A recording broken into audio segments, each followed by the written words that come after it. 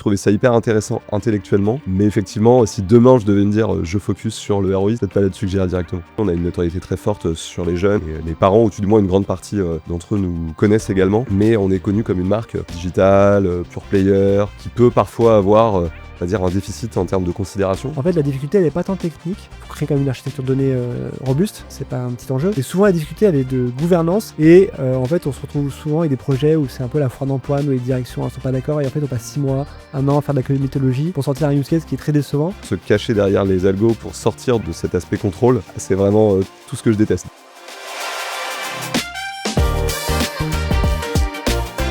Bonjour à tous et bienvenue sur Icebreaker. Je suis Jérémy Lacoste, le DG d'Eskimos France. Eskimos, c'est une agence d'acquisition digitale Global Search. Nous sommes présents sur 5 pays et accompagnons 1000 clients. Icebreaker, c'est quoi ? C'est tout simplement le podcast d'Eskimos où j'aurai le plaisir d'accueillir 2 fois par mois ceux qui construisent le marketing de demain. Allez, bonne écoute. Bonjour à tous et bienvenue sur Icebreaker. Icebreaker, c'est le podcast d'Eskimos et aujourd'hui, j'ai la chance de recevoir Jonathan d'Ornicar. Bienvenue Jonathan. Merci beaucoup pour cette invitation. Avec plaisir. On a une petite tradition dans le podcast, c'est commencer effectivement par le module qu'on appelle Touchous. Touchous, c'est quoi ? C'est chaque invité a 45 secondes pour se présenter, dire qui il est et ce qu'il fait. À toi. Ok, écoutez, moi je m'appelle Jonathan, comme tu l'as dit. J'ai démarré ma carrière dans des grands groupes, grande consommation, Johnson & Johnson, puis chez AXA, donc plutôt sur des entreprises un peu statutaires. Et j'ai shifté il y a quelques temps dans des startups. Tout d'abord, première startup avec Carrefour derrière qui s'appelle Potager City, puis Care, et enfin Ornicar, où je suis depuis le début de l'année et où j'exerce le rôle de directeur marketing avec une super équipe d'une 20aine de personnes. Super, avant qu'on remette sur ton parcours en détail, on a une deuxième tradition aussi chez Eskimos, c'est pour connaître un peu l'invité, mais le off de l'invité. Et donc c'est le module qu'on appelle Icebreaker, et donc je vais te demander finalement de nous raconter 2 vérités, un mensonge, et moi mon job avec les buzzers c'est d'identifier finalement quel est l'énoncé qui est faux. Ok, parfait. Alors la première, j'ai intégralement préparé ce podcast grâce au conducteur avec ChatGPT. La deuxième, il m'arrive le soir de passer du temps à regarder des photos de travaux de construction de remontées mécaniques. Et la troisième, j'ai couru la Diagonale des Fous à La Réunion. Ouais, pas facile. Alors, je vais prendre mes buzzers. Alors, sur le chat GPT, pour travailler le podcast, ça, je pense que c'est vrai. On a tous un peu cette tentation, ça nous rassure. Donc, je dis que c'est vrai. Exactement. Et ensuite, Diagonale des Fous, ça, c'est quand même... alors, je suis pas du train, mais c'est quand même un truc qui est assez costaud. Et ensuite, c'est les photos de... j'ai envie de dire que la Diagonale des Fous, c'est l'élément faux. T'as tout à fait raison. Ouais. C'est-à-dire que j'adore passer du temps à regarder des photos de construction de remontées mécaniques, me demandez pas pourquoi. C'est ce que j'allais dire, pourquoi. Peut-être une passion d'enfant, d'être fasciné par ça et le monde de la montagne, mais qui, du coup, nous amène à la troisième proposition, qui est en fait fausse, mais qui sera, je l'espère, plus fausse d'ici 15 jours. Ah, c'est un projet. Parce que j'y participe dans 15 jours. Ok. Tu donnes un objectif de chrono ? L'objectif, c'est déjà de terminer. C'est le bel objectif, donc dans cet endroit où je ne suis jamais allé, mais qui est effectivement, en plus de tout ce que j'ai à faire par ailleurs dans cette belle boîte qui est Ornicar, un gros objectif perso qui est de réussir donc ce challenge d'ici une quinzaine de jours. C'est combien de kilomètres ? 175. Avec 10 000 mètres de dénivelé dans un environnement de chaleur et d'humidité, mais dans un cadre alors que je ne connais pas, mais qu'on m'a dépeint comme magnifique. Donc, grande aventure. Donc, c'est pour ça, tu vois, tu t'es trompé, mais en fait, je pense que c'est OK. Voilà, c'est ça. Je te souhaite bon courage, parce qu'effectivement, c'est une super épreuve. Pourquoi je t'ai invité ? C'est parce que aujourd'hui, tu es le CMO d'une boîte que tout le monde connaît, Ornicar, qui vient du code, et ensuite aller sur le permis de conduire, et puis aujourd'hui, tu vas en parler, mais qui a diversifié ses produits. Et surtout, ce qui est intéressant, c'est ton parcours. Et j'aimerais qu'on revienne là-dessus. J'ai pris mes petites notes. Tu as commencé ta carrière, entre autres, chez AXA, qui est sûr que tout le monde connaît. Un groupe hyper institutionnel, statutaire, effectivement, avec des normes moyens et une visibilité gigantesque. Est-ce que tu peux revenir un peu sur ce que tu as fait là-bas, et un peu tes grands accomplissements ? Exactement, oui, je suis arrivé en 2015 chez AXA, 2014, sur cet angle de découvrir effectivement donc un grand groupe d'assurance sur des responsabilités data. Donc tout d'abord, je suis arrivé pour implémenter la première data management platform dans le monde de l'assurance. Donc la La DMP, DMP, ouais, c'est ça. Ça remonte ça. C'est ça, qui est un sujet qui maintenant a bien évolué. C'était quelle solution? C'était avec Weborama. D'accord. Donc Qui on existe avait, encore, ouais. c'est ça. Et donc on avait donc implémenté cette solution-là pour venir encore mieux personnaliser tout le marketing à la fois sur la partie acquisition et sur la partie CRM aussi. Donc on venait travailler pour un portefeuille gigantesque comme celui que peut posséder donc AXA France. Donc sujet passionnant qui m'a mis vraiment le pied à l'étrier sur la partie data. Et puis de fil en aiguille, j'ai récupéré des scopes d'acquisition. Donc tout d'abord sur la MRH. Donc ça a plutôt En bien MRH, tu peux préciser pour tout le monde? sur la partie effectivement donc assurance habitation, donc multi-risque habitation pour le petit acronyme, qui est donc un gros enjeu pour AXA et qui s'est plutôt bien passé, vu que à l'issue d'une petite année, si je dis pas de bêtises, j'ai pu récupérer l'intégralité du scope acquisition d'AXA France B2C, donc vraiment auto, habitation, les deux gros sujets, donc à savoir le pilotage de tout le budget média et également la gestion des parcours, donc online en collaboration avec les équipes tech, bien évidemment. Sur le cas AXA, c'est intéressant. C'est-à-dire qu'AXA, c'est une marque qui est mondialement connue et surtout en France. Je pense que si on fait le classement, c'est dans le top 3 des assureurs les plus cités. Pourtant, AXA fait de l'acquisition. Et il y a beaucoup de marques, nous, avec lesquelles moi j'échange, qui disent maintenant on a une autorité qui est telle que les clients viennent naturellement. Et je pense que c'est une hypothèse qui est factuellement fausse. C'est-à-dire que dans le monde du digital, et je pense qu'Ornicar, c'est un bon exemple, il y a des nouveaux entrants, et notamment dans le monde de l'assurance, qui viennent titiller un peu les positions établies. Et donc, ce que je remarque, c'est qu'AXA, en tout cas, dès 2015-2016, avait compris quand même que c'était important de faire de l'acquisition. Alors, c'était quoi? C'était principalement du search, c'est ça, en acquisition? Alors, il y avait évidemment beaucoup de search, et je dirais que on top du sujet acquisition, c'est aussi un sujet de transformation, parce que mécaniquement, la distribution d'AXA, historiquement, ce sont les agents généraux qui sont au coin de la rue. Là, on va dire, on intègre une nouvelle plateforme de génération de leads pour alimenter ces mêmes agents généraux. Donc, il y a tout un système à mettre en œuvre, du pilotage, de la bonne affectation des leads. Donc, c'est tout un nouveau système et sur lequel, effectivement, on vient envoyer du flux. Et ce flux, il vient d'où? Il vient de personnes qui ont des intentions d'achat et ces intentions d'achat, elles s'expriment au travers du search.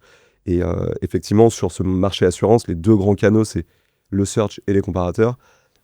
AXA, pour plein de bonnes raisons, ne souhaite pas se positionner sur les comparateurs pour pas entrer, donc effectivement, ce sujet trop, price-driven, pour rester sur ce côté statutaire aussi, je pense, donc, comme tu l'as dit, et puis pour profiter de son aura et de cette notoriété donc acquise. Donc moi, mon métier, c'était vraiment de venir mettre de la rentabilité sur des investissements search pour générer du flux à destination donc, du réseau de distribution AXA.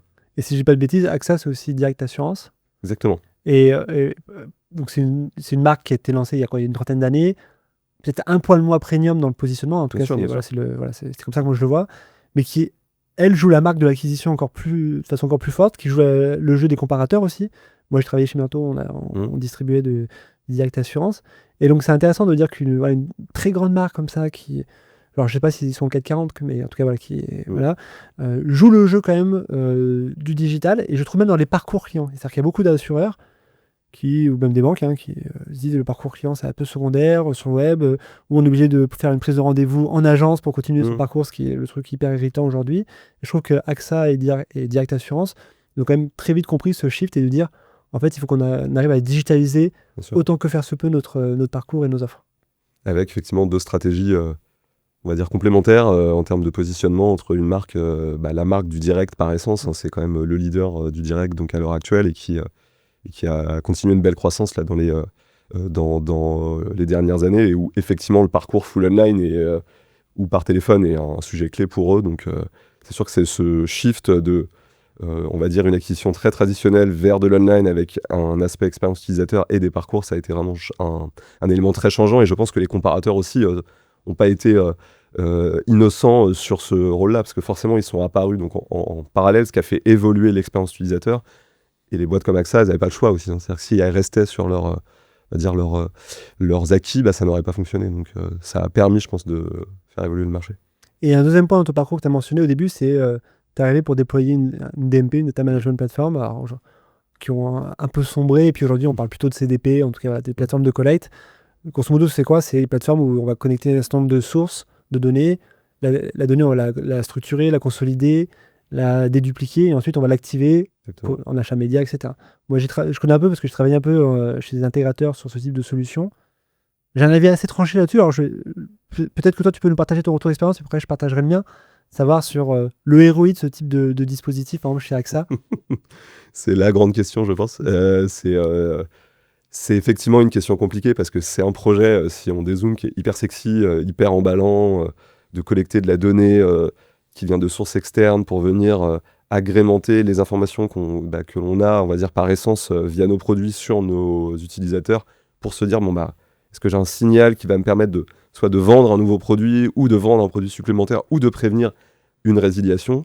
Dans les faits, effectivement, c'est pas si simple parce qu'il y a un coût de setup de ce type de solution qui est pas neutre, un coût de maintenance aussi, coût d'acquisition de la donnée. Et puis finalement, est-ce que tous ces coûts-là, par rapport à, si je le fais un peu simplement, une campagne où j'aurais fait un targeting un peu plus sauvage, est-ce que finalement ça valait le coup? Donc très très clairement, il y a des réalités très très distinctes, pardon. Sur la partie acquisition, je pense que c'est très discutable, très très discutable. Sur la partie rétention, j'ai quand même vu des choses très intéressantes, de venir réussir à capturer des signaux pour venir prévenir le churn, élément où dans un monde de plus en plus digital, je repense à une boîte comme AXA, le contact que le client a avec son agent général, il existe toujours, il est hyper important. Alors, je suis parti depuis 5-6 ans, donc du coup, j'ai peut-être pas toutes les dernières news, mais je pense que c'est toujours très, très, très, très important. Mais forcément, il se passe des choses en digital que l'agent capte pas. Et donc, la capacité qu'on avait à identifier ces informations-là pour venir alimenter l'agent et, entre guillemets, lui donner des éléments pour faciliter son travail ou optimiser sa productivité, c'était forcément hyper intéressant. Le sujet du coût, comme tu l'as dit, il y a beaucoup de ces boîtes qui ont un peu sombré, de ces technos. C'est forcément que ça a été l'un des éléments majeurs. Il y a, on va dire, plus de simplification. Donc à l'heure actuelle, je pense qu'on est meilleur aussi sur la partie data, sur la partie modélisation, scoring. On n'a peut-être plus besoin de toutes ces données déterministes qui coûtaient hyper cher, etc. Donc voilà, je pense que c'était un sujet compliqué. Je me suis bien amusé dessus. Je trouvais ça hyper intéressant intellectuellement. Mais effectivement, si demain je devais me dire je focus sur le ROI, c'est peut-être pas là-dessus que j'irais directement. Ouais, c'est ça. Moi, je travaille dans des boîtes où j'ai accompagné des boîtes sur ce type de projet, plutôt CDP que DMP d'ailleurs. Et en fait, je me suis rendu compte que souvent la décision de déployer ce type d'outil a été prise pour des mauvaises raisons. C'était souvent un peu des raisons soit de carrière personnelle, entre guillemets, en disant il me faut un peu cette ligne sur le CV ou cette techno, hein, ou même en disant je veux surtout pas passer pour le ringard de service. Je vois que mes concurrents ont lancé ce projet, il faut que moi aussi j'ai ce projet, sinon je vais louper la vague. On a un peu sur l'IA, alors je pense que c'est pas du tout comparable, mais il y a un peu ce côté, il faut que je fasse un truc pour faire un truc. Et en fait, il y a quand même des critères, je trouve, assez précis de dire à quel point c'est intéressant pour une boîte. Il faut que la boîte, elle ait quand même plusieurs canaux activés, il faut qu'elle ait des budgets médias importants. Exactement. S'il y a une brique offline, c'est quand même intéressant d'avoir une CDP. Et si la boîte elle arrive à collecter de la donnée first party. Si ces 4 conditions sont pas réunies, honnêtement, un projet CDP est plutôt décevant. Et après, je trouve que souvent, ces projets-là, ils sont menés un peu à rebours. C'est-à-dire qu'on dit, je vais avoir un outil qui va me permettre de rapprocher finalement différentes directions dans ma boîte, faire parler l'équipe acquisition avec l'équipe branding, avec l'équipe réseaux sociaux, etc., et l'équipe CRM. Alors qu'en fait, souvent, je pense qu'il faut faire l'inverse. C'est-à-dire qu'il faut déjà faire en sorte que ces équipes aient des habitudes de travail communes et que l'outil, c'est un peu la réalisation ou la matérialisation finalement de cette gouvernance-là. Et souvent, moi, dans les projets sur lesquels je suis intervenu en tant qu'intégrateur, en fait, la difficulté, elle n'est pas tant technique. Alors même s'il il faut harmoniser la donnée pour faire en sorte que les colonnes, elles se parlent entre elles, etc. Il faut créer quand même une architecture de données robuste. Ça, c'est pas un petit enjeu. Mais souvent, la difficulté, elle est de gouvernance. Et en fait, on se retrouve souvent avec des projets où c'est un peu la foire d'empoigne, où les directions ne sont pas d'accord. Et en fait, on passe 6 mois, 1 an à faire de la comitologie pour sortir un use case qui est très décevant. Et après 2 ans, 3 ans, le produit est abandonné. Donc c'est une bonne idée, je trouve, sur le papier. Mais l'exécution, elle est souvent inaboutie ou inachevée. Ouais, je suis tout à fait d'accord. Et je pense que par rapport à mes souvenirs de cette expérience, il y avait quand même un peu de ce que tu dis il nous faut une DMP. Il y avait des use cases qui étaient déjà, je dirais, identifiés. On va le résumer là. Est-ce qu'ils étaient parfaitement intégrés dans une stratégie? Peut-être pas, mais ils étaient identifiés. C'est ça qui nous a permis quand même d'en sortir des enseignements plutôt positifs. Mais c'est vrai que ce côté, il faut le faire parce que tout le marché y va. Et en plus, je dirais même, nous, c'était plutôt il faut le faire parce qu'on va être les premiers à le faire. Voilà, c'est ça. C'était même Ah, plutôt ça. il y avait un signal à envoyer un peu au C'est ça. marché. Donc, Et aujourd'hui, on voit, il y a des solutions. Honnêtement, il y a des solutions de CRM marketing qui aujourd'hui proposent de l'activation. Il y a des Oui. solutions de web analyse qui proposent de la collecte de données first party. Il y a Google Ads. Par exemple, on peut aujourd'hui en 3 clics, alors je exagère, il y a un peu de setup, mais on peut connecter directement à BigQuery et envoyer dynamiquement les audiences à exclure ou à targeter. Et donc, c'est quand même des use cases très CDP dans l'âme, mais qui sont aujourd'hui activables sans outils CDP et qu'on peut faire directement. c'est ça, faut nativement. qu'on parte du besoin plutôt que de l'outil. Et voilà, et je suis d'accord avec toi. Je pense qu'il y a eu beaucoup de systèmes inverses. On va prendre l'outil, on verra ce qu'on en fait après, quoi. Donc, Et donc, AXA, donc 5 ans. 5 ans. Et après, tu as switché, tu as changé d'univers et tu es passé dans le monde merveilleux des startups. Exactement. Je suis arrivé chez Potager City, donc qui est une startup qui avait été rachetée par Carrefour au moment où Carrefour avait racheté plusieurs startups françaises de l'écosystème food tech. Puis en 2022, je suis parti chez Care et maintenant je suis chez Ornicar. Donc j'ai vécu plusieurs mondes. Le monde de la grande entreprise avec des grands bâtiments, énormément de salariés. En plus, un monde où quand j'y étais, il y avait encore très peu de remote. Donc c'était vraiment le monde du physique avec beaucoup de gens dans des grandes salles de réunion pour aller dans des startups avec de l'agilité, de l'ambition. Et un élément, moi, qui m'a particulièrement marqué, et je renie pas ce que j'ai fait chez AXA, j'ai vraiment pris beaucoup de plaisir, mais c'est la dimension impact. C'est-à-dire que, évidemment, comme on est sur des équipes beaucoup plus courtes, en fait, je dirais presque que chaque décision peut avoir soit un très gros impact positif, soit un très gros impact négatif. On peut aller sur ce terrain-là, mais c'est ce qui est très enrichissant, plutôt que d'être, entre guillemets, plutôt partie d'un gros système où finalement le paquebot AXA, il allait continuer, quoi. Donc c'est vraiment ça qui a drivé, on va dire, donc mes choix de partir sur cet écosystème-là. Ça m'a plu, donc j'y suis resté en évoluant sur différentes verticales, food tech, health tech, et puis maintenant EdTech, InsurTech, donc avec pas mal de parallèles quand même. Donc entre ces trois-là, mais c'est vraiment... Est-ce qu'elles sont interchangeables un peu ces startups? C'est-à-dire est-ce qu'il y a des patterns qui sont communs, entre guillemets, ou vraiment c'est différent de passer de Potager à Care à Ornicar? Alors Potager, il y avait Carrefour derrière, donc c'est quand même encore un pattern un peu différent. Mais ce que je retrouve de très commun entre Care et Ornicar, c'est que Care, c'est une marketplace de téléconsultation, donc de mise en relation de patients et de médecins qui viennent mettre à disposition des heures sur la plateforme. Finalement, Ornicar, sur la partie auto-école, c'est un peu la même chose. Plateforme de mise en relation entre des élèves qui veulent booker sur la partie permis des leçons de conduite avec des moniteurs indépendants qui mettent des heures à disposition. Donc c'est vraiment, on va dire, le point de rencontre de l'offre et de la demande sur deux services différents, avec une spécificité, c'est que sur Care, il n'y a pas de notion... il y a moins de notion de localisation, je vais plutôt le résumer comme ça, alors que sur Ornicar, la rencontre, elle a lieu en physique. Donc mécaniquement, il y a quand même une notion de localisation beaucoup plus importante, mais il y a des vraies similitudes, on va dire, de pattern donc entre ces deux mondes-là, de pousser à gauche et à droite sur l'offre disponible avec la supply et puis la demande de nos consommateurs. Donc il y a vraiment ces deux patterns-là que j'ai retrouvés, donc vraiment dans la structure. Et puis comme je disais, la capacité à être hyper agile, hyper flexible. Quand je fais un petit flashback là, sur les 7-8 mois que j'ai fait chez Ornicar, je me dis, waouh, depuis que je suis arrivé, on a délivré tout ça. Et on a parfois délivré des choses qui n'étaient pas du tout prévues quand je suis arrivé, donc au mois de janvier. Alors que forcément, si je me rappelle de mes années AXA, c'est pas du tout le même... c'est pas du tout le même mode de fonctionnement, c'est pas du tout la même inertie, c'est juste différent, c'est pas mieux ou moins bien, c'est différent. Et donc voilà, c'est ça que je dirais, pas interchangeable, mais il y a vraiment quand même des patterns assez similaires. Moi, je suis assez d'accord, c'est-à-dire que Eskimos, moi, je le vois un peu comme une start-up. On est 250, donc on a une taille à peu près similaire à la vôtre, finalement. Et ce que je trouve assez intéressant dans le monde des startups, alors il y a plein de défauts, il y a plein de... Voilà, on aimerait avoir par exemple des budgets limités, etc. Mais c'est-à-dire qu'il y a deux choses quand même qui sont hyper intéressantes, c'est qu'on est quand même assez skin in the game. C'est-à-dire que chaque décision, elle peut faire pencher la balance, parfois du mauvais côté, parfois du bon côté. Et ça, c'est hyper intéressant parce que, comme tu dis, on a de l'impact. Et il se voit immédiatement et on peut changer, on peut tester, etc. Par contre, on a quand même peu le droit à l'erreur. Là où dans les grands groupes, effectivement, ta décision personnelle, a priori, elle ne va pas impacter la trajectoire de croissance d'AXA ou d'un autre groupe, alors à moins d'être le DG peut-être, mais Mmh. en tout cas, voilà, c'est donc ça, c'est quand même intéressant, je trouve, parce que tu dois mesurer effectivement ta prise de décision, qui Mmh. quand même doit être rapide parce que tu as un intérêt à être Exactement. dans le time to market.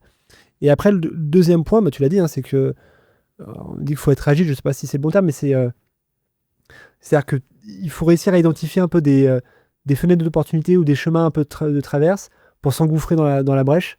Bah, ce sera le cas avec Ornicar, tu vas en parler, hein, mais je pense à la diversification de produits que vous avez fait. Moi, mon job, c'est un peu sur la même chose. C'est-à-dire que nous, Eskimos, on est très connus, par exemple, sur la partie SEO. C'est un truc historique, etc. On est leader sur le marché. Et mon enjeu, c'est qu'on soit aussi visible sur d'autres offres, sur la partie paid, SIA, sur la partie data, sur la partie géo. Et donc, bah, c'est comment, finalement, avec le minimum d'efforts, on arrive à avoir le maximum d'impact. Et ça, je trouve que c'est un super challenge que l'on a quand on est en startup. Exactement.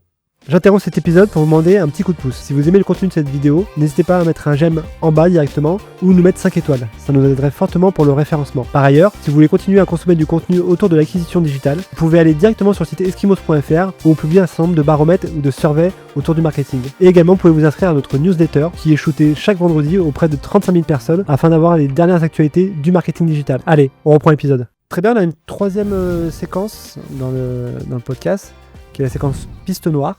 Alors avant l'enregistrement, je t'ai demandé effectivement d'écrire sur le tableau que je vais présenter ici tes 3 challenges de l'année. Et donc bah, tu as rempli le contrat. Voilà, je présente à tout le monde. Hop, ici. Donc le premier challenge, et j'aimerais que tu reviennes à chaque fois pour nous décrire un peu c'est quoi ton enjeu là-dessus. Donc le premier, tu as marqué marque. Exactement. Premier challenge pour Ornicar, c'est la marque. Enfin, pour Ornicar, pour moi, mais c'est vraiment un challenge de boîte et ça tombe bien en termes de calendrier parce qu'on a fait notre rebranding il y a 48 heures, donc c'est vraiment tout frais. Gros challenge, donc en arrivant avec une marque qui, comme tu l'as dit, est très connue, on a une notoriété très forte sur les jeunes et les parents, ou tout du moins une grande partie d'entre eux nous connaissent également, mais on est connu comme une marque digitale, pure player, qui peut parfois avoir, on va dire, un déficit en termes de considération. Donc, est-ce que finalement, donc, cette marque, elle va me permettre, moi en tant qu'élève ou moi en tant que parent, d'accompagner mon enfant vers la réussite à son examen du permis de conduire sur un marché qui est quand même, qui est quand même un peu tendu. On sait qu'il y a des difficultés avec des manques d'examinateurs, etc., où les auto-écoles se retrouvent un peu souvent au milieu du gué à se dire est-ce que c'est la faute de l'auto-école, la faute de l'examinateur, mais le consommateur est un peu déçu. Donc forcément, nous, on a un enjeu d'être considéré sur ce marché-là comme efficace, comme pertinent, comme sécuritaire. Et donc, on a entamé tout un travail, donc avant que j'arrive, mais qu'on a exécuté depuis le début de l'année pour faire évoluer notre marque vers, alors le terme est peut-être un peu simple, mais un peu plus de premiumisation et renforcer cet aspect confiance, cet aspect sécuritaire, performance, légitimité même, je dirais, sur notre marque et montrer que en tant qu'élève et en tant que parent, on peut nous faire confiance pour obtenir son permis de conduire et que finalement, ça doit pas être un élément dans la décision de partir ou pas partir, plutôt ne pas partir donc avec Ornicar.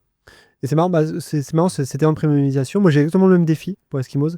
Et l'enjeu, il est à la fois sur faire en sorte que l'expérience Eskimos de bout en bout, elle soit optimale, que ça soit sur la partie commerciale, ensuite la partie delivery, prod, qualité des documents délivrables, et même sur la partie outils. Nous, on a créé un outil une app avec différents outils, etc. Et l'ambition, c'est qu'on soit best in class par rapport au marché. Donc ça, c'est un vrai enjeu à la fois de conquête, je trouve, la premiumisation, et également de rétention. Le deuxième défi que tu as mis, c'est un défi, je pense, qui a parlé à tout le monde, c'est la partie data. Exactement. Alors, ne pas s'y méprendre. Chez Ornicar, il y a une capability data comme je n'ai jamais vu. C'est hyper impressionnant. On a donc à la fois des données, des gens pour les faire transiter, donc des data eng, des data analysts, des data scientists. On a vraiment, entre guillemets, tout ce qu'il faut. Et c'est vraiment hyper impressionnant et hyper confortable. Parce qu'on sait que on aura quasiment toujours la réponse donc, à nos questions via la data et qu'on n'arrivera jamais donc, face à un écueil qui est « Ah mince, on n'a pas la donnée ».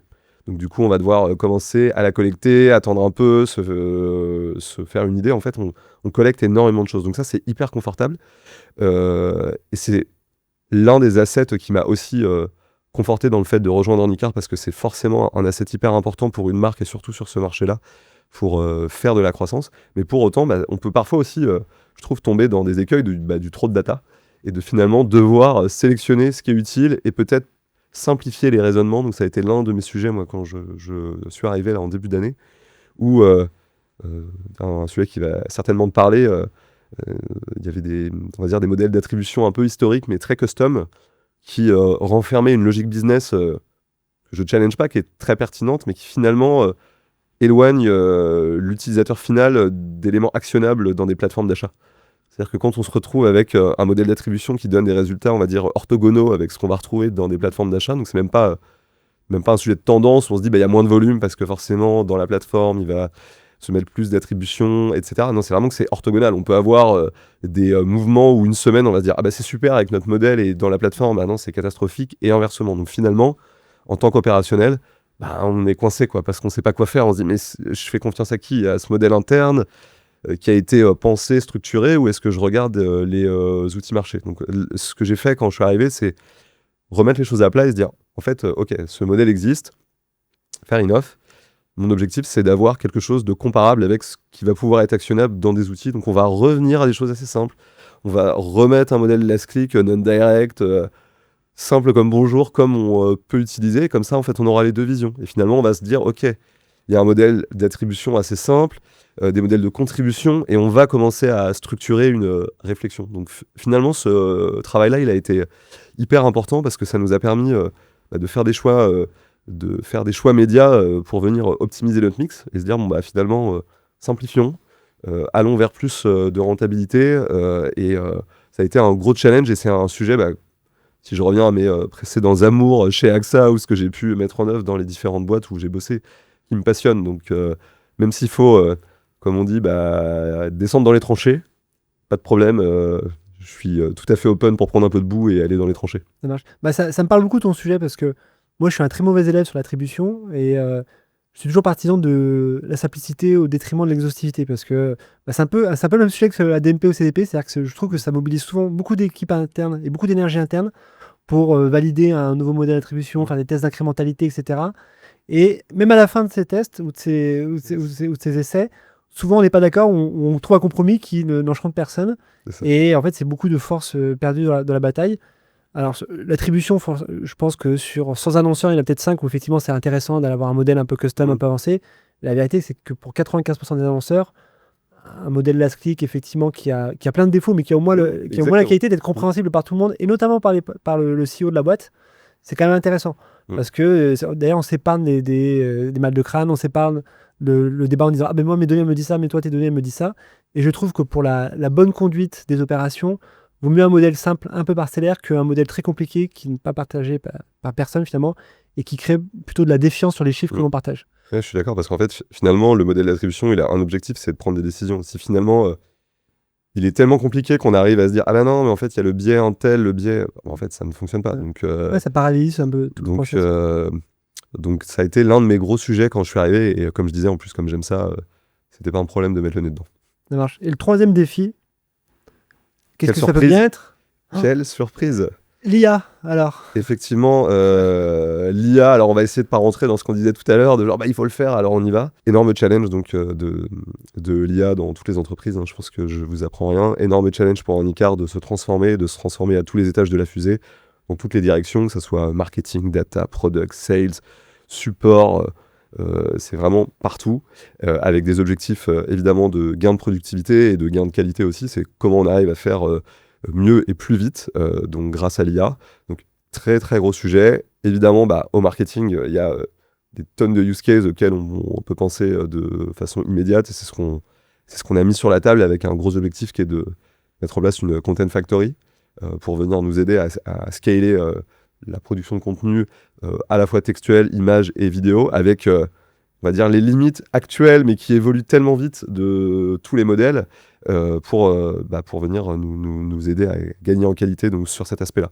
Donc, bien évidemment, en plus, ce qui est hyper drôle sur ce sujet-là, c'est qu'il y a plein de sachants qui finalement sont, quand on échange avec eux, pas si sachants que ça, ou alors ils sont sachants, puis 15 jours après, il y a quelque chose qui sort, ils sont un peu moins sachants. Ils sont sachants mais pas pratiquants. C'est ça en fait la grande différence, quoi. C'est ça, alors ça c'est un autre très très bon point.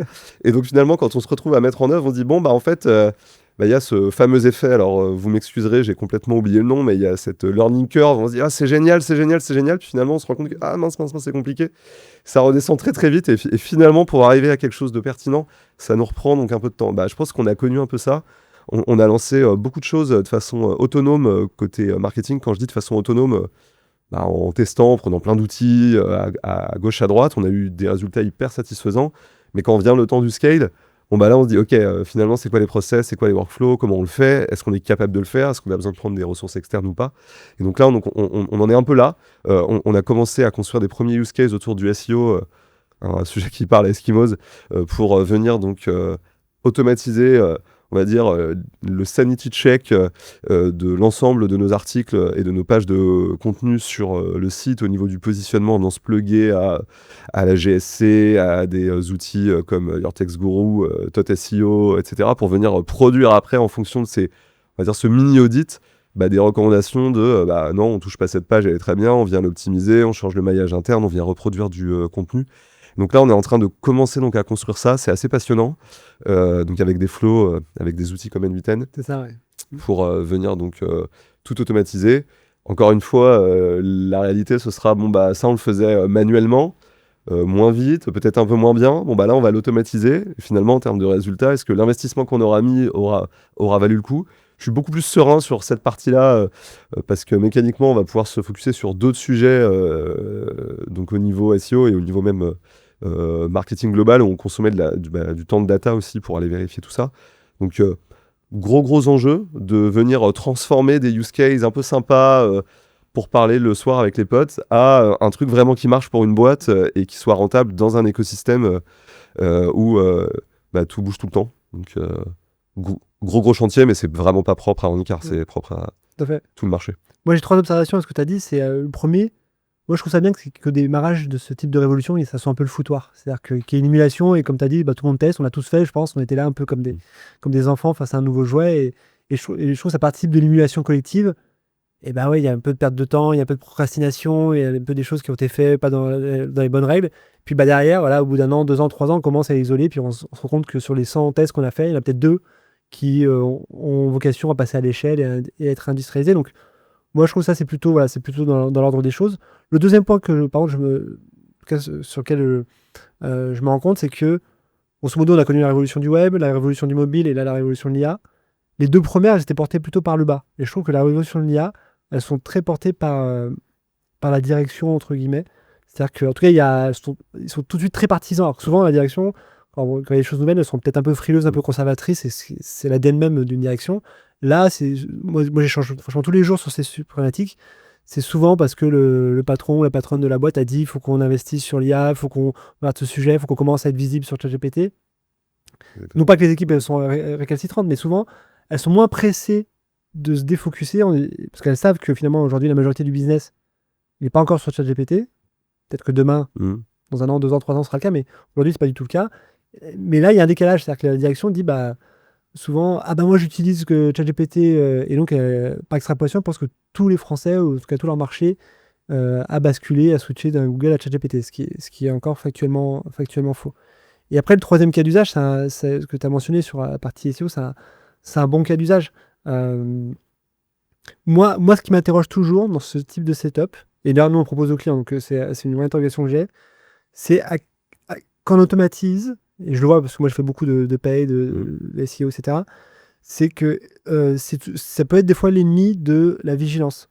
C'est-à-dire que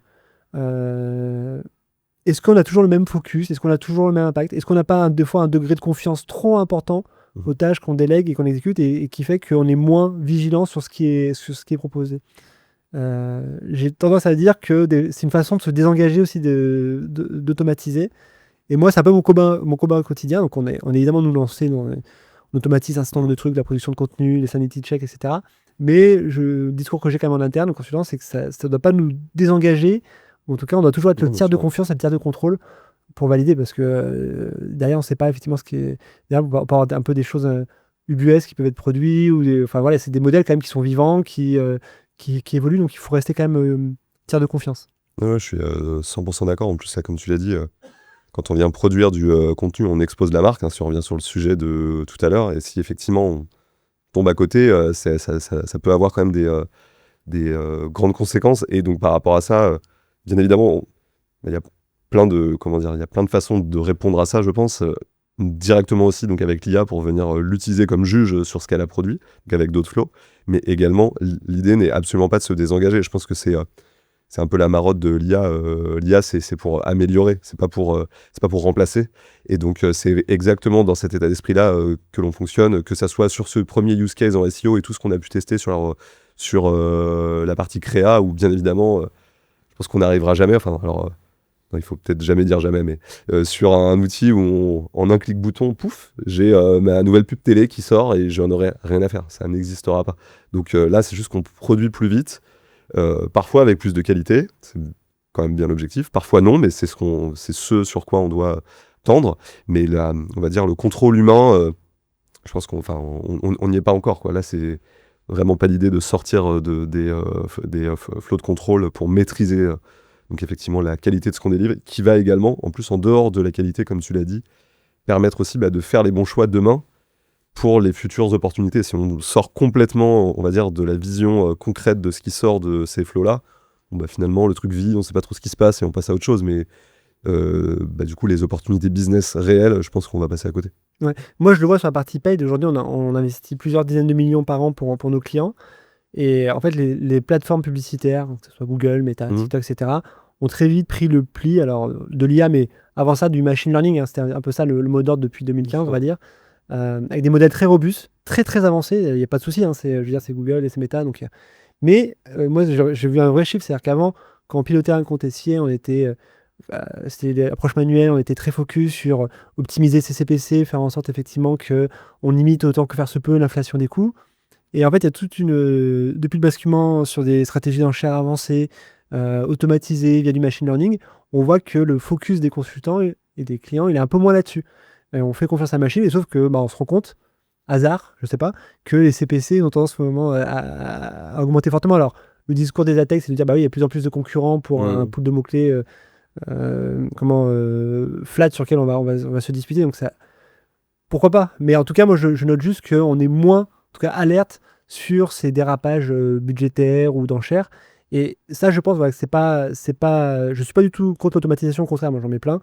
Mais je pense, voilà, il faut rester quand même vigilant et que notre métier premier, c'est d'optimiser les coûts et de maximiser la valeur. Donc, voilà, c'est des choses qu'on ne doit pas déléguer à 100%, en tout cas à la machine ou au modèle de données. 100% d'accord avec toi, et je peux te dire que toutes les agences paid avec lesquelles j'ai travaillé depuis le début de ma carrière, toutes les fois où j'ai pu entendre ah non, mais c'est normal, l'algo est en train de se régler, ou oui, c'est l'algo qui a un peu drifté, etc. En fait, pour moi, c'est vraiment la pire réponse que j'ai envie d'entendre, parce qu'il n'y a rien de magique. En fait, c'est un algo, on le feed avec des données. Exactement. Et donc, potentiellement, on lui a donné des mauvaises données donc sur cette partie-là, durant cette période-là. Potentiellement, il y a une erreur de configuration, mais il n'y a pas de magie. Donc, effectivement, se cacher derrière les algos pour sortir de cet aspect contrôle, c'est vraiment tout ce que je déteste. Ouais, c'est une mauvaise 100% raccord avec toi. Et nous, on travaille beaucoup sur la création de garde-fous, en fait, des garde-fous à la fois sur les enchères, mais également sur les inventaires de diffusion, sur les mots-clés sur lesquels on est exposé ou pas, qui permettent finalement de s'assurer un cadre cohérent de diffusion. Et ça, je trouve ça a de la valeur, tu vois, pour essayer d'optimiser les dépenses. Si je reviens sur Ornicar, est-ce que tu peux nous présenter en quelques chiffres pour qu'on se rende compte un peu de l'empreinte de la marque sur le marché français? Écoute, Ornicar, on a dépassé la centaine de millions d'euros de chiffre d'affaires l'année dernière, donc ce qui était quand même un très très gros, milestone pour la boîte. Sur la partie auto-école, qui est le cœur de business encore à l'heure actuelle, on a accompagné plus de 5 millions de personnes depuis que la boîte a été lancée en 2014, à la fois sur le code et sur le permis. Et la partie assurance, effectivement, qui est la première grosse diversification donc, que la boîte a lancée il y a quelques années, qui a connu plusieurs stop and go. Et là, on est bien lancé depuis un an, notamment en partenariat donc, avec Allianz, qui est notre porteur de risque. On arrive, tu vois, à produire une centaine de milliers d'affaires nouvelles par an. Donc, c'est plutôt des chiffres encourageants pour cette boîte, à la fois sur cet aspect passage de milestone, puis croissance avec de la diversification. Qu'est-ce que vous faites de différent? C'est-à-dire que Alors moi, j'ai pas le permis, donc je suis le mauvais élève. Ah, Hein. Et j'ai pas vocation à le passer parce que je suis très mauvais. Hein. J'ai pris des cours et vaut mieux que pour la santé de tous les Français que je le passe pas. Mais si demain j'avais passé le permis, peut-être que mon réflexe numéro un, ce sera d'aller en bas de ma rue, effectivement, et aller voir voilà, l'enseigne qui me propose de faire passer mon permis. Pourquoi j'irais chez vous, en fait? C'est quoi un peu l'élément différenciant très bon point. Et je pense qu'on peut. Je vais, je dirais malheureusement pas te blâmer pour ce choix que tu ferais, parce que c'est à l'heure actuelle le choix que font environ 85 à 90% des gens qui vont encore aller donc, dans les auto-écoles traditionnelles, donc, qui sont implantées depuis, comme on le sait, de très longues années. La raison de venir chez Handicap, donc il y en a plein, mais si je remets mon petit challenge sur la marque que j'ai évoqué tout à l'heure, c'est notre légitimité. En fait, on est une auto-école de qualité. C'est pas parce qu'on est une auto-école entre guillemets online que l'on va moins délivrer et moins accompagner les gens vers la réussite au permis de conduire.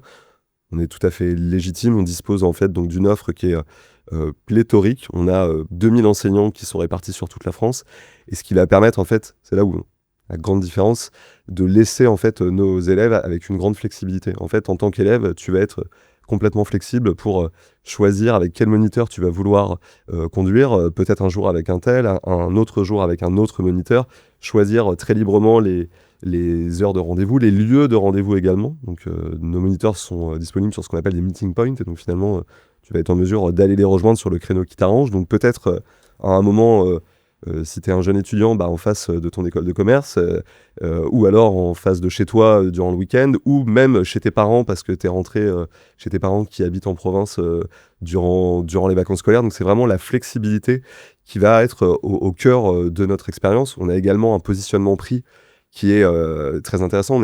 On a un positionnement prix qui est moins cher donc, que les auto-écoles traditionnelles.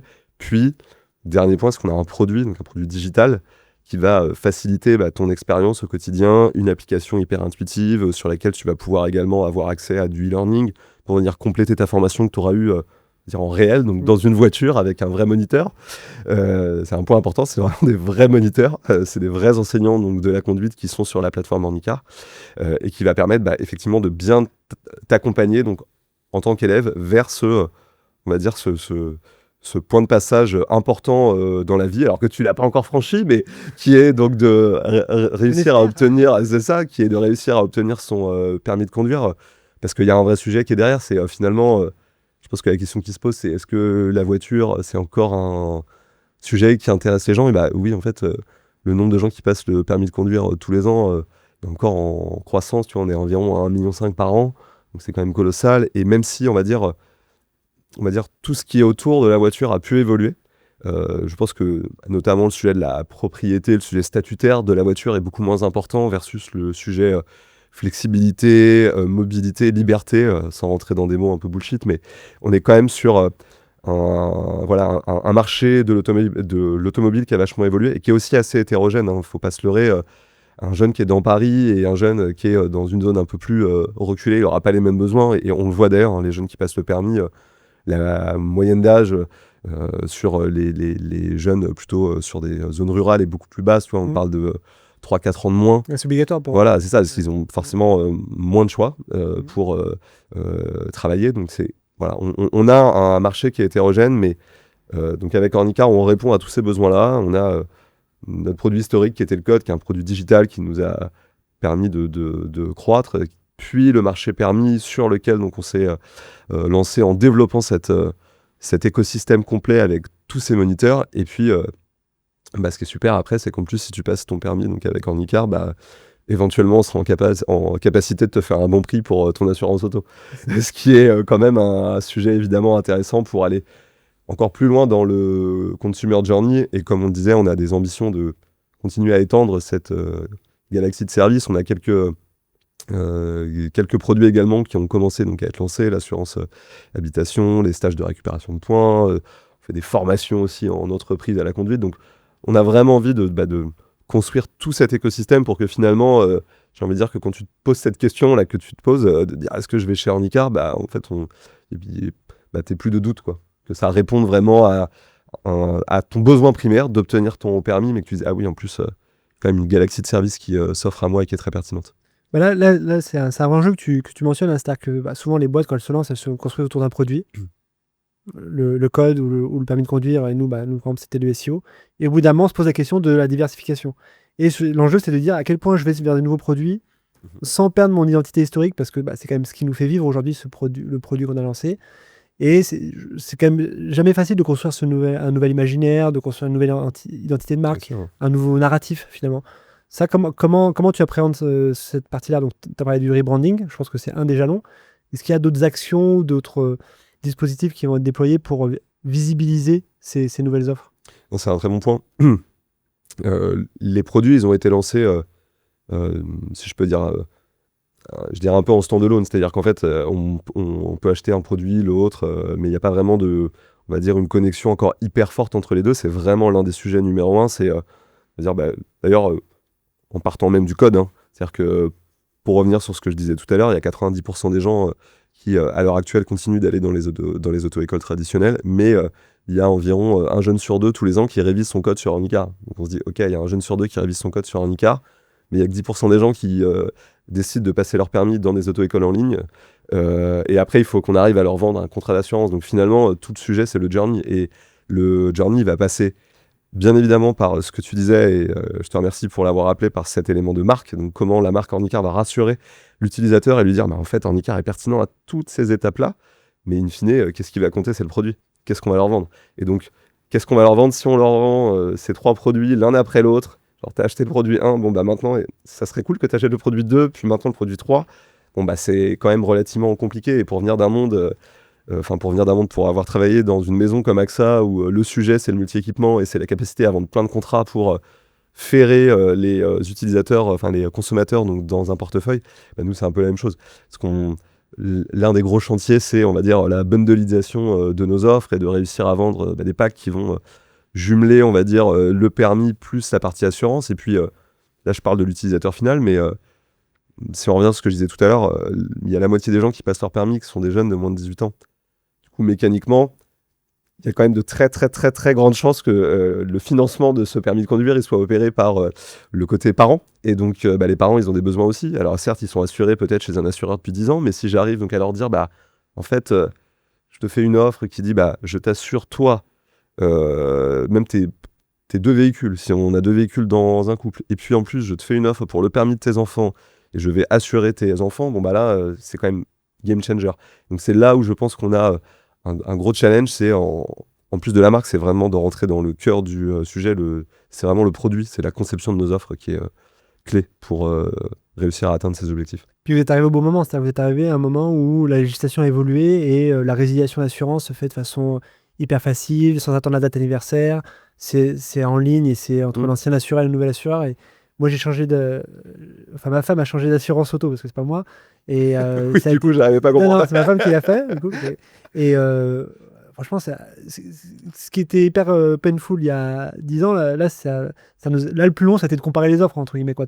Mais une fois qu'on s'est mis d'accord sur telle offre, ça s'est fait en 10 clics sur du digital et c'est quelque chose qui est hyper rapide et hyper transparent. Donc, je trouve que collectivement, finalement, ce secteur-là, vous êtes peut-être pour quelque chose, il y a peut-être d'autres acteurs aussi, mais il y a une montée du niveau sur l'expérience proposée, puis sur la fluidité. Alors, il y a plein de choses qui ne vont pas encore chez peut-être des assureurs historiques, mais je trouve que quand même, si on regarde où on était il y a 10 ans, le secteur a beaucoup progressé en termes de maturité d'expérience client, et ça, c'est quand même un actif hyper précieux. Moi, il y a un deuxième sujet aussi sur lequel je voulais t'interroger, c'est, on a parlé de diversification produit, puis après, souvent on se pose la question de l'internationalisation. Là, vous êtes sur le marché français.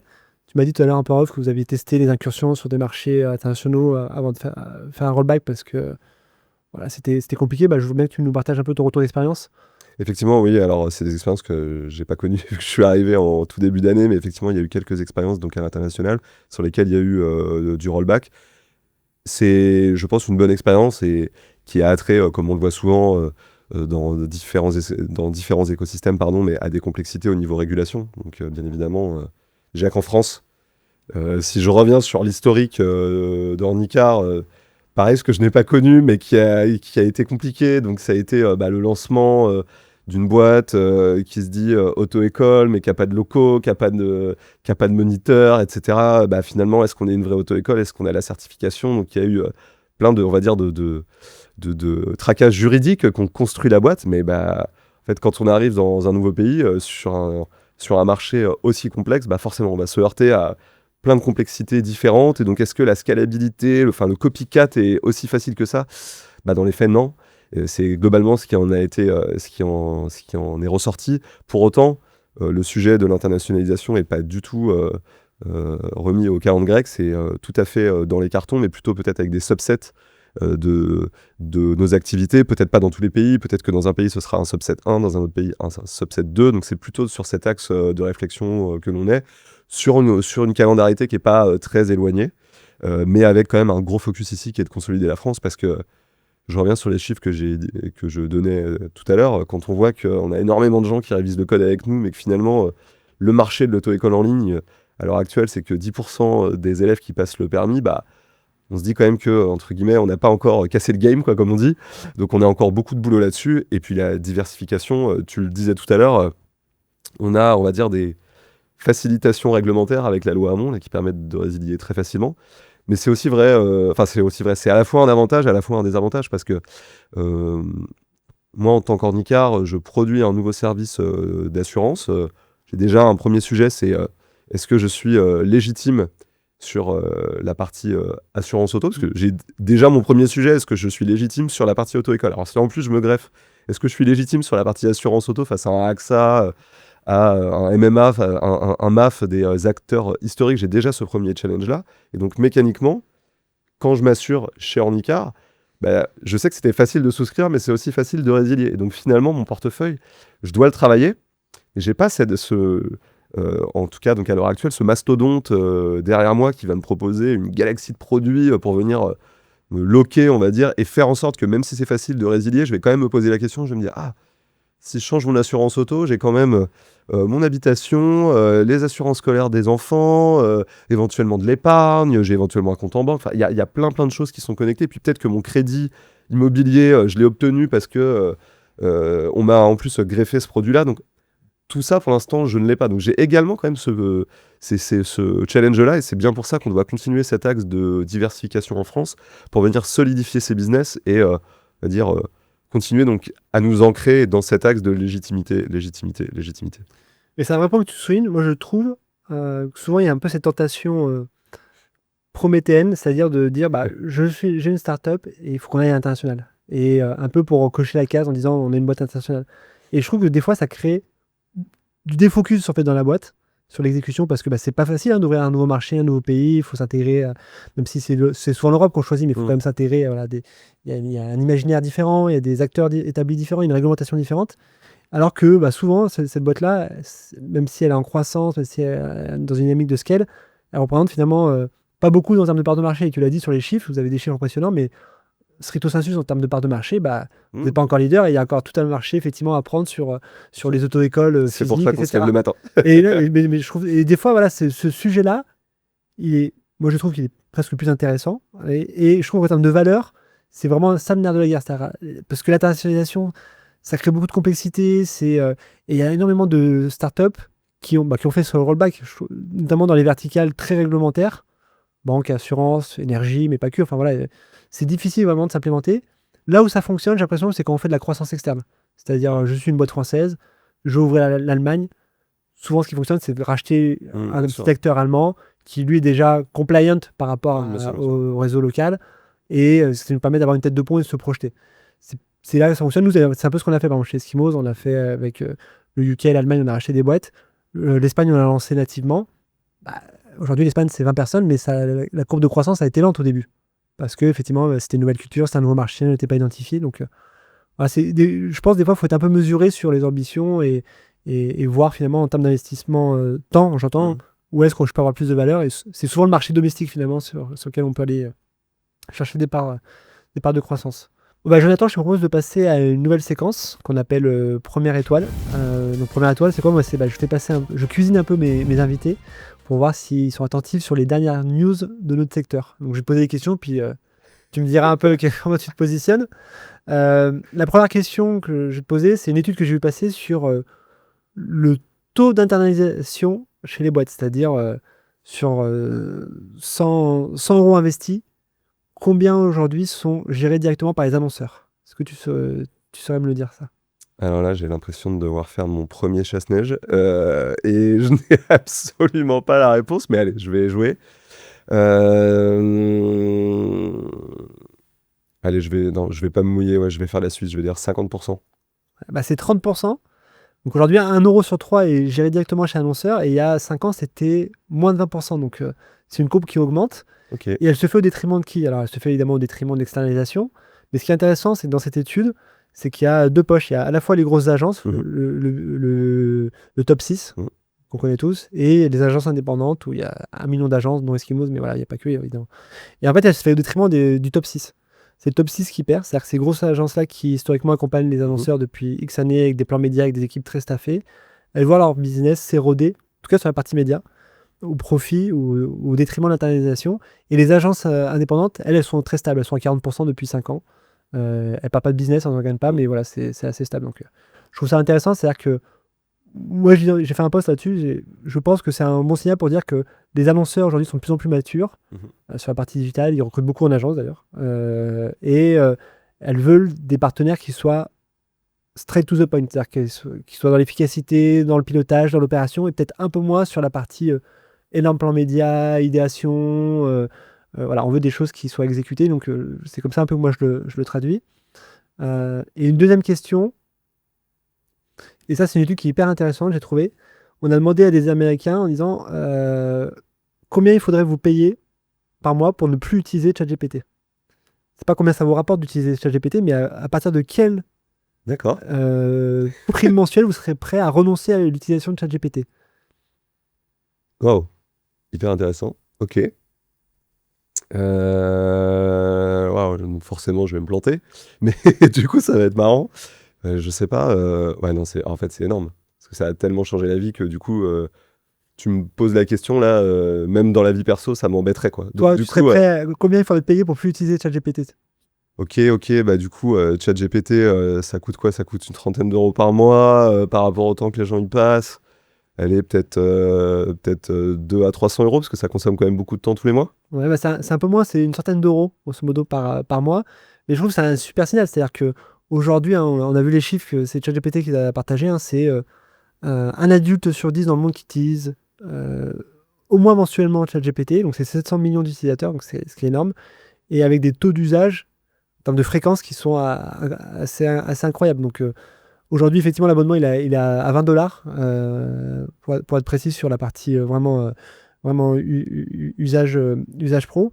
Et on voit que il faudrait les payer finalement 5 fois plus, ce qui montre que finalement c'est un outil qui aujourd'hui s'intègre et s'innerve dans les habitudes. Et le deuxième insight qui est intéressant, et c'est toujours ChatGPT qui a partagé ces chiffres suite à une étude qu'ils ont fait avec l'université d'Harvard, c'est qu'au démarrage, ChatGPT c'était utilisé sur le pro. Aujourd'hui, les usages pro, c'est qu'un tiers des requêtes sur ChatGPT. Ce qui veut dire que dans notre Mhm. quotidien, je Clairement. pense que c'est ton cas, moi c'est mon cas en tout Mhm. cas, on l'utilise maintenant pour plein de requêtes. Permanence. Voilà, ça, pour des voyages, pour des conseils santé, pour à peu près ce qu'on veut. Et donc, c'est hyper intéressant comme signal. C'est-à-dire que pour les marques, c'est un signal faible qu'il faut prendre en compte et qu'il faut commencer à opérer, à lancer des tests, à commencer à mesurer, etc. Bon, tu t'en es quand même plutôt bien sorti, je trouve, Jonathan. On a une dernière séquence, c'est ce qu'on appelle l'effet de boule de neige. Moi, j'aime bien parce que tu travailles en start-up, moi aussi. L'idée, on est toujours dans le calcul entre le minimum d'investissement pour le maximum de retour sur investissement. Et donc, est-ce que toi, tu as un hack que tu utilises qui finalement, pour peu de mobilisation, a généré un effet levier incroyable? Mais écoute, je sais pas si on peut en fait appeler ça un hack ou du bon sens, mais c'est ce que j'ai appliqué dans les dernières startups enfin dans les startups que j'ai rejoints.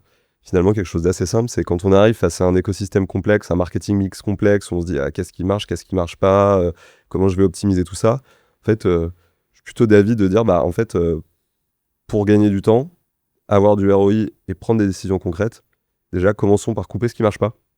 Et on se penchera sur le fait d'optimiser ce qui marche après. Mais déjà, identifions ce qui marche pas, on le coupe, et après on va venir donc optimiser ce qui marche. Plutôt que d'essayer de partir dans ok, on va essayer de tout optimiser, ce qui marche pas, on va le transformer, etc. En fait, on va y consommer tellement de ressources et je veux dire en temps, en énergie que ça va pas. disons que le ROI est assez douteux en fin de process, et alors que finalement, ok, on a alors il faut déterminer le bon jeu, la bonne manière de juger, évidemment, parce que si on se plante sur on a dit que ça marchait pas, puis finalement ça marchait, c'est un problème, mais du moment où on a bien identifié nos critères de mesure, perdons pas de temps, on coupe ce qui marche pas, et on va focuser sur ce qui marche, et on va essayer de l'optimiser. Et avant l'interview, tu m'as donné l'exemple des réseaux sociaux. Oui, alors c'est quelque chose que j'ai trouvé d'ailleurs à la fois chez Care et chez Ornicar, c'est qu'on, par rapport donc à une cible jeune, hyper digitale, hyper urbaine, forcément on est tenté d'aller blaster sur tous les réseaux sociaux en se disant j'ai un gros enjeu de reach, de répète, de venir convaincre mes utilisateurs, toujours avec des problématiques de marque, comme on l'évoquait tout à l'heure, mais forcément avec tout ce qui a pu évoluer au cours des 10 dernières années sur le tracking, la capacité à vraiment mesurer le retour sur investissement de ces réseaux sociaux-là, finalement on en vient à quelque chose qui était plutôt sous un prisme de bon sens, de dire j'ai bien tout activé, je suis vraiment ceinture bretelle, personne peut me rater. Et finalement, la mesure de la rentabilité de ça, elle est quand même assez discutable parce que les inventaires, les audiences se recoupent, et donc finalement on vient en surpression sur des utilisateurs pour un coût incrémental qui va forcément être très élevé. Donc je suis plutôt partie prenante de me dire en fait on va prendre tous ces réseaux, les YouTube, les TikTok, les Meta, les Snap, etc. On va essayer de voir comment donc on les met au prisme d'un seul indicateur de mesure, et on va voir celui ou les deux qui fonctionnent le mieux. Et puis en fait, on va couper les autres, et ceux-là, on va les travailler en les saturant, c'est-à-dire en les saturant à tous les niveaux, en leur diffusant le bon contenu, suffisamment de contenu, en mettant le bon budget, et en étant sûr que notre message soit entendu et qu'on arrive à avoir des indicateurs de mesure pertinents versus une sorte de mélange des genres où finalement on n'arrive plus à prendre de décision. Et donc ça, globalement, c'est des éléments que j'ai pu faire en arrivant chez Care et chez Ornicar, qui tout de suite sur un budget acquisition font la diff, parce que forcément c'est des budgets qui sont relativement importants. Donc ça veut pas dire qu'on les relancera pas demain, c'est pas du tout ça. Plutôt de se dire d'ailleurs, si j'ai saturé mon canal 1, c'est quoi le canal d'après et comment je l'appréhende avec tous les learnings que j'ai eu sur le canal 1, plutôt que de tout lancer. Voilà. Et ça, c'est un truc qui me parle beaucoup. J'ai écrit un article il n'y a pas longtemps sur la moyennisation du marketing. Et je trouve qu'on est un peu au cœur de ça. C'est-à-dire que on a cette tendance à vouloir cocher toutes les cases. Donc, je suis une marque, je vais être présent sur tous les réseaux sociaux, je veux activer tous mes leviers, je veux mettre en place mon modèle d'attribution, etc. Enfin, voilà, je veux avoir une database, je veux avoir, etc. Et en fait, moi, c'est une vraie question que je me pose. C'est à la fois en tant qu'individu et en tant que marque. Est-ce qu'il vaut mieux travailler sur sa force, sur ce qui fait qu'on est vraiment différenciant, parce que c'est là-dessus que ça va avoir de la valeur, ou est-ce qu'il vaut mieux travailler sur ses faiblesses pour essayer d'être moyen, de passer de faible à moyen? Je pense, mais je sais pas si j'ai raison, je pense qu'il vaut mieux travailler sur sa force. Il vaut mieux être monomaniaque sur le truc sur lequel on a vraiment de la valeur, on est vraiment différenciant. Et sur les autres combats où on est faible, on dit ok, on accepte d'être faible là-dessus, parce que l'effort de passer de faible à moyen, il est tellement important que il va générer très peu de valeur finalement, alors que l'effort de rester très fort sur un canal, sur une compétence individuelle que l'on a, et de continuer à être dans le 1%, c'est là où je pense qu'on aura le meilleur retour sur investissement. Ça évite de créer du défocus, ça évite de créer de la friction. C'est aussi des choses qu'on aime bien. Souvent, on est fort sur les choses qu'on aime bien. Donc, voilà, bizarrement, c'est là-dessus qu'on réussit mieux. Et j'ai l'impression qu'il y a plein de boîtes aujourd'hui. Les boîtes qui marchent, c'est les boîtes qui ont craqué un canal et qui ne se sont pas forcément éparpillées sur plein de canaux, qui n'ont pas voulu être bon élève surtout, qui ont dit moi, je vais investir que YouTube. Moi, je vais investir que TikTok. Moi, je vais être très bon sur l'image de marque, etc. Moi, je vais être très bon sur l'influence. Et j'ai l'impression que c'est quand même. Ça, c'est un pattern qu'on retrouve dans les boîtes qui ont des taux de croissance assez folles. Ouais. Dernière question, moi, que j'aime bien aussi poser aux invités, Jonathan, c'est qu'est-ce qui t'inspire au quotidien? Alors, est-ce qu'il y a des marques, il y a des entreprises, il y a des personnes, il y a des pratiques qui te font lever le matin et qui modèlent un peu ta façon de penser? Très bonne question. Alors effectivement, moi je bosse dans des startups, mais c'est vrai que j'ai besoin, on va dire, de pas mal déconnecter, et l'un des éléments, on en a un peu parlé tout à l'heure, c'est le sport, le trail, la course à pied et tout cet environnement-là. Donc c'est quand même un point qui est très important pour moi, qui déjà me donne, on va dire, une force tous les jours. C'est-à-dire que j'ai vraiment cet aspect où je me donne à 200% dans mon job, mais parallèlement, j'ai ma vie de famille avec ma femme et mes 4 enfants, mais j'ai aussi ce sport donc qui me tient éveillé vraiment chaque jour, où j'ai qu'une envie, c'est d'aller y passer du temps pour déconnecter, pour penser, pour m'évader. Et donc ça me pose pas du tout de problème de partir courir 5, 6, 10 heures, ça me dérange pas du tout. Donc forcément, il faut l'organiser. Dans un agenda, c'est pas forcément simple et c'est vraiment donc un élément clé donc, de ma vie. Et j'essaie de m'inspirer aussi de ce que font certaines personnes qui vont graviter autour de cet écosystème. Alors, j'essaye de m'en inspirer, je veux dire, à mon humble échelle, quoi, mais des gens comme Kilian Jornet, qui est l'un des plus grands trailers du monde, qui a tout un tas de records donc sur des ascensions un peu extrêmes que je ferai jamais d'ailleurs, mais voilà, qui est très, très, très, très charismatique et très, très présent donc, dans cet univers. Un Ludovic Pomeray aussi, qui est un trailer français qui a une 50aine d'années et qui gagne des courses en battant des plus jeunes et qui met en avant toute sa vie avec sa famille et comment il vit le trail justement par passion, et où on le voit quand il doit faire des collaborations en fait, avec des marques. En fait, il le fait parce qu'il en a besoin pour vivre, mais en fait, on voit que c'est pas son sujet numéro 1. Lui, il est là pour prendre du plaisir et vivre cette émotion-là. Et c'est globalement ce que j'essaye de faire au quotidien aussi. Je suis passionné par mon taf, que ce soit celui chez Ornicar en ce moment ou ceux que j'ai pu avoir donc auparavant, mais cet aspect évasion au quotidien avec ce sport et ce dépassement de soi qui m'anime, c'est vraiment un élément hyper important dans mon équilibre. Quand l'un va pas trop, c'est toujours un peu compliqué, ça rejaillit sur l'autre. Donc il faut vraiment que les deux aillent de pair. très très bien. Ouais. Super, merci Jonathan, merci pour la qualité des échanges. Moi j'ai appris plein de choses. Ça m'a presque donné envie de passer mon permis, tu vois, donc pour te dire, alors j'ai dit presque. Nous sommes en promo en ce moment sur le site, donc tu peux y aller, il y a une offre pour toi. Bon, j'irai voir. Merci à tous d'avoir écouté jusqu'au bout le podcast, j'espère que ça vous a plu, et puis on se donne rendez-vous dans 2 semaines. Bye. Merci de nous avoir écoutés jusqu'au bout, j'espère que l'épisode vous a plu. Si vous voulez aller plus loin dans votre stratégie d'acquisition digitale, vous pouvez me contacter directement sur LinkedIn ou aller sur le site eskimos.fr pour parler avec un de nos experts. D'ici là, on se retrouve dans 2 semaines pour un nouvel épisode. À très vite sur la banquise.